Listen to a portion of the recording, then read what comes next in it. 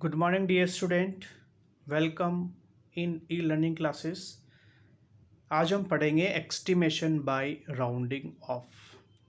उससे पहले हम पढ़ेंगे एक्सटिमेशन का मीनिंग क्या होता है और इसका हम डेली लाइफ में कैसे इसका यूज़ करते हैं और इस एक्सटिमेशन को बाय राउंडिंग ऑफ कैसे निकालते हैं। ठीक है, तो पहले आप समझते हैं कि एक्सटिमेशन होता क्या है। इसके लिए हम छोटा सा एग्जांपल लेंगे। सपोज़ कीजिए कि आप अपना बर्थडे सेलिब्रेट करना चाह रहे हैं, तो उसके लिए आप क्या करेंगे, सबसे पहले एक लिस्ट बनाएंगे अपने फ्रेंड्स की, जो कि अपने पार्टी में आप जो ज्वाइन करने वाले हैं उसकी लिस्ट बनाएंगे।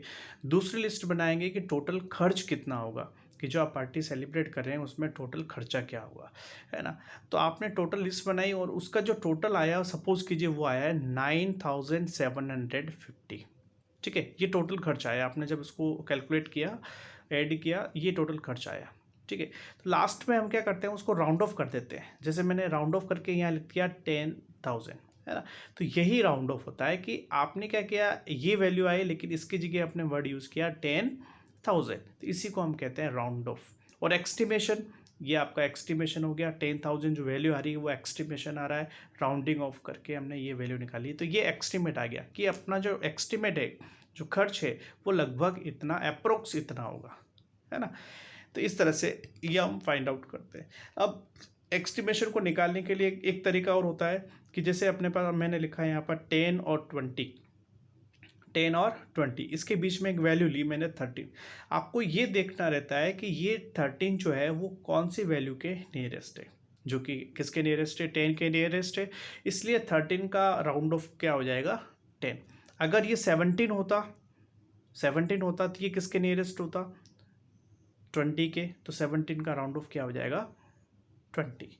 इसी तरह से 100 और 200 के बीच में वैल्यू ली आपने 148, जो कि 100 के नियरेस्ट है, इसलिए इसका राउंड ऑफ क्या हो जाएगा, 100।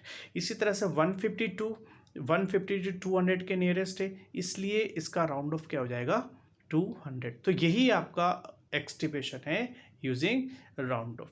ठीक है, लेकिन हमारी एक प्रोसेस होती है, उस प्रोसेस के थ्रू हम यहाँ पर निकालते हैं। वो प्रोसेस अब मैं आपको बताने जा रहा हूँ। इसके लिए सबसे पहले आपको ध्यान रखना चाहिए कि प्लेस वैल्यू क्या होती है, जो कि आप क्लास 3rd से पढ़ते आ रहे हैं। वंस, टेंस, 100, 1000, 10,000, लेख, 10 लाख, ये आपकी प्लेस वैल्यू होती है। और डिजिट्स के बारे में भी आप जानते हैं कि 0 to 9 टोटल आपके पास 10 डिजिट्स होते हैं। 0, 1, 2, 3, 4, 5, 6, 7 और 8 और 9। ठीक है, ये सारे जो डिजिट्स होती हैं, इन सारे डिजिट्स को आपने क्या किया, दो ग्रुप में डिवाइड किया, ग्रुप 1 और ग्रुप 2। ग्रुप 1 में हमने इंक्लूड किया 1, 0, 1, 2, 3, 4, और ग्रुप 2 में हमने इंक्लूड किया 5, 6, 7, 8 और 9। ग्रुप 1 का जो हमने यूज़ किया उसमें हमने यहाँ लिखा है नो चेंज। नो चेंज का मतलब होता है कि जो नंबर यहाँ एक्सटिमेशन में जो मैं बताऊंगा आपको, उसमें बिना चेंज, अगर कोई नंबर इस ग्रुप से आता है तो उसमें कोई भी चेंजेस नहीं होता है, उसको हम एज इट इज़ लिखते हैं। अगर इस ग्रुप से बिलोंग्स करता है तो उसके अंदर हम क्या करते हैं, 1 कैरी को ऐड करते हैं, है ना। तो देखो कैसे होता है, इस एक छोटा सा एग्जाम्पल लेके हम चलते हैं। जैसे estimating to the nearest tens, tens में हम इसको नियरेस्ट करेंगे, यानी कि राउंड ऑफ करेंगे। तो टेंस में कैसे होगा, सपोज कीजिए आपने सबसे पहले प्लेस वैल्यू को यूज़ किया, वंस, टेंस, हंड्रेड्स एंड 1000। तो टेंस आपके पास ये 3 पर आ रहा है ना। तो अब आपको करना क्या है, फाइनल आंसर क्या होगा कि 3 से पहले जो वैल्यू है वो तो आपकी आएगी एज इट इज़, इसमें बिना चेंज करके आपको ऐसा ऐसा एज इट इज़ लिख लो, ये लिखा आपने। और इस 3 के बाद में जो वैल्यू आती है उसकी जगह आपको 0 प्लेस करना है। अब बात आती है कि यहाँ पर क्या आएगा। अब यहाँ 3 ही आएगा या इसमें एक 1 कैरी ऐड होके आएगा, वो डिपेंड करता है इस 4 पर। और ये 4 जो है वो कौन से ग्रुप में आ रहा है, फर्स्ट ग्रुप में आ रहा है, और फर्स्ट ग्रुप में आपने लिखा था नो चेंज, इसलिए 3 आपका एज इट इज़ ही आएगा। तो आपका आंसर आ गया 8430। अब एक छोटा सा एग्जांपल और ले लेते हैं। 7567 राउंड ऑफ किस में करना है, टेंस में, इसलिए आपने यहाँ पर 6 को, यानी कि वंस और टेंस, यहाँ पर आपको राउंड ऑफ करना है। तो इससे पहले वैल्यू क्या है, 75, तो ये तो आप एज इट इज़ नोट कर लो। इस 6 के बाद में एक ही वैल्यू है तो आपने यहाँ पर 0 प्लेस कर लिया। अब ये 6 ही आएगा या इसके अंदर 1 कैरी ऐड होके आएगा, वो डिपेंड करता है इस 7 पर। और ये 7 कौन से ग्रुप में आ रहा है? सेकंड ग्रुप में। तो सेकंड ग्रुप में हम कैरी को ऐड करते हैं, इसलिए आप यहाँ पर आ जाएगा आपका 7। ठीक है, तो ये कहलाता है एक्सटिमेशन बाय राउंडिंग ऑफ। अब राउंडिंग ऑफ आप राउंड्स किस में करते हैं? टेंस में कर सकते हैं, हंड्रेड्स में कर सकते हैं, थाउजेंड में कर सकते हैं, 10,000 में कर सकते हैं। जैसा आपको गिवन है उसके अकॉर्डिंग हम क्या करेंगे? राउंडिंग ऑफ करेंगे। अब एक छोटा एग्जांपल और ले लेता हूँ।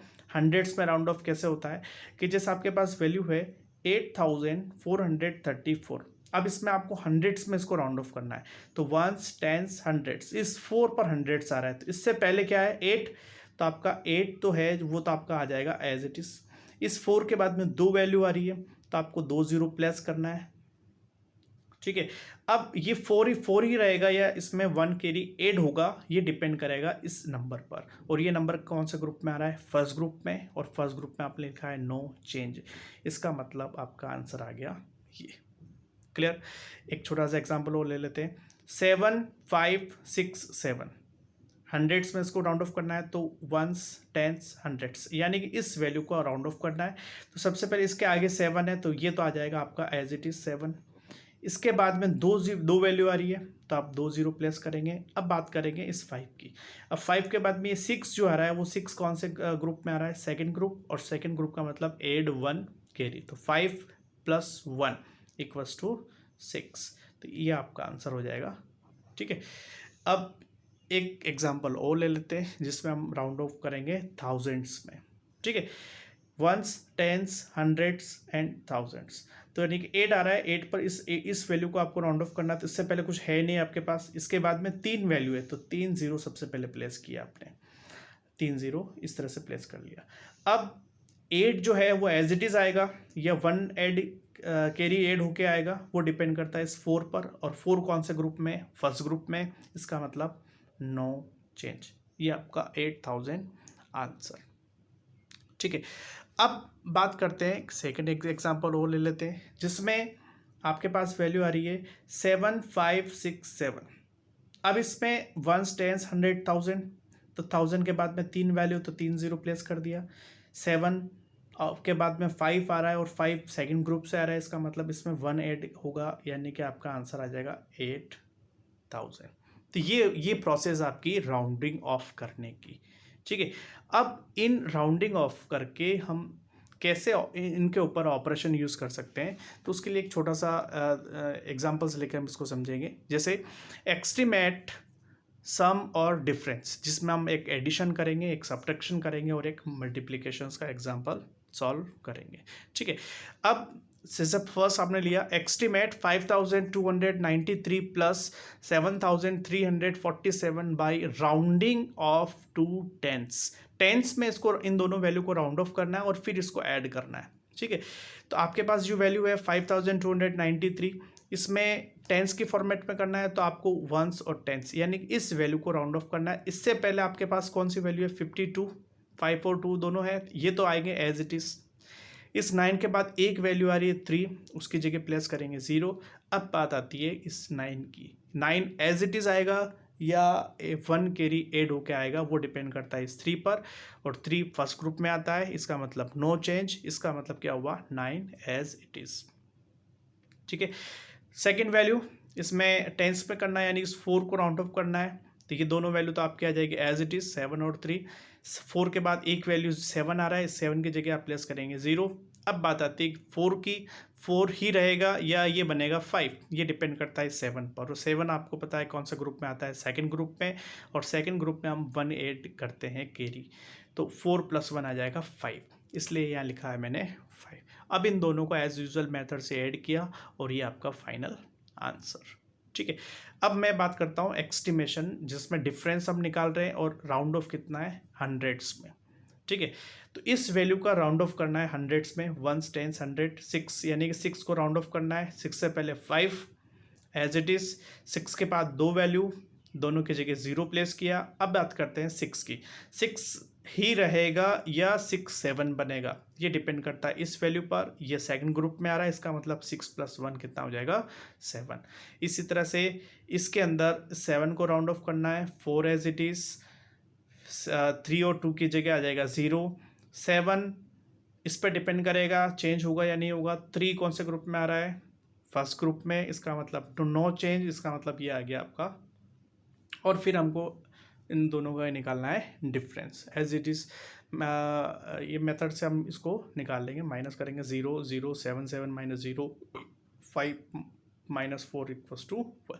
ये आपका आंसर आ गया, ठीक है।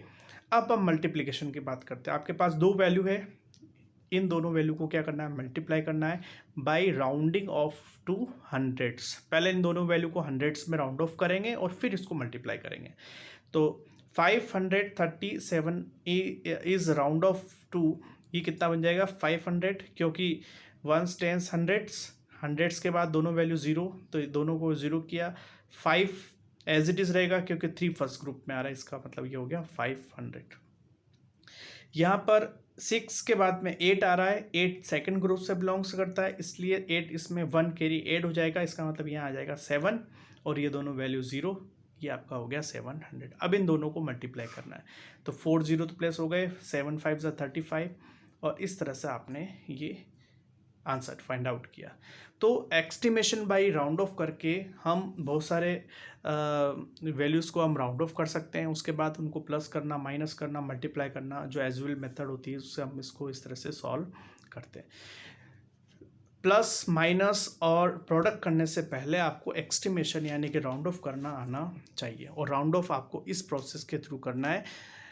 इसके बाद इस चैप्टर में एक पार्ट और आपका रह जाता है जिसको हम कहते हैं brackets, using brackets, how to solve using brackets, जिसको अब मैं बताऊंगा नेक्स्ट वीडियो में। अगर आपको ये वीडियो अच्छा लगे इसको लाइक ज़रूर करें, सब्सक्राइब ज़रूर करें। Thank you.